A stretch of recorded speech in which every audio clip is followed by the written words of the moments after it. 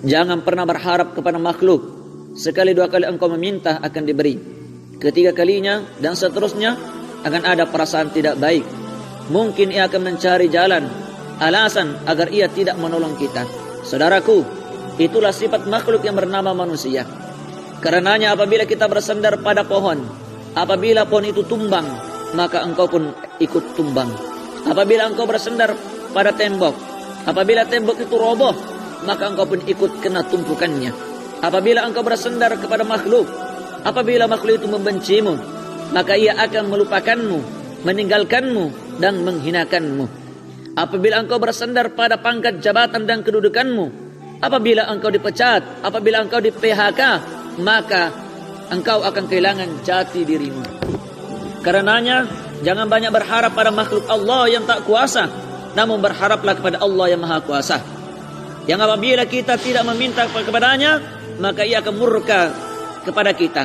Rasulullah SAW bersabda dalam hadis riwayat Imam At-Tirmidzi dan dihasankan oleh Syekh Muhammad Nasiruddin Al-Albani, "Man lam yas'alillah yaghdab alaih." Barang siapa yang tidak meminta, berdoa kepada Allah, maka Allah akan murka kepadanya. Bahkan Allah Subhanahu wa taala berfirman, "Ud'u rabbakum tadarruan wa khufyatan innahu la yuhibbul mu'tadin." Surah Al-A'raf ayat 55. Berdoalah, mintalah kalian kepada Tuhan kalian, kepada Allah Subhanahu wa taala, dalam keadaan tadarruan, rendah hati, wa khufyatan, dan lembut. Innahu la yuhibbul mu'tadin. Sungguh Allah tidak menyukai orang-orang yang melampaui batas, orang-orang yang berputus asa meminta kepada Allah, dan orang-orang yang merasa tidak membutuhkan pertolongan itu sombong. Karenanya semakin kita banyak meminta kepada Allah, maka Allah akan semakin cinta kepada kita, Allah akan semakin senang kepada kita, dan Allah akan memuji kita dan mengangkat derajat kita.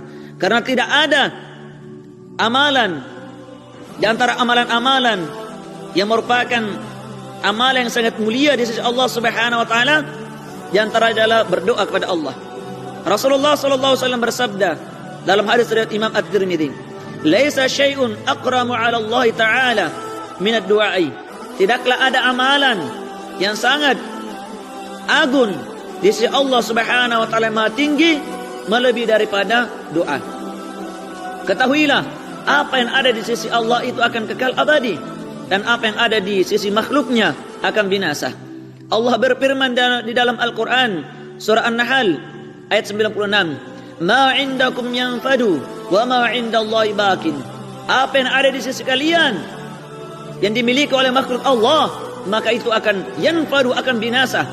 Wa ma indallah, dan apa yang ada di sisi Allah Subhanahu wa taala baqin, maka itu akan kekal abadi. Maka marilah kita banyak berdoa kepada Allah Subhanahu wa taala, kemudian setelah itu marilah kita mencari jalan-jalannya. Semoga Allah Subhanahu wa taala senantiasa membimbing kita dan memberikan kepada kita jalan di setiap permasalahan kita.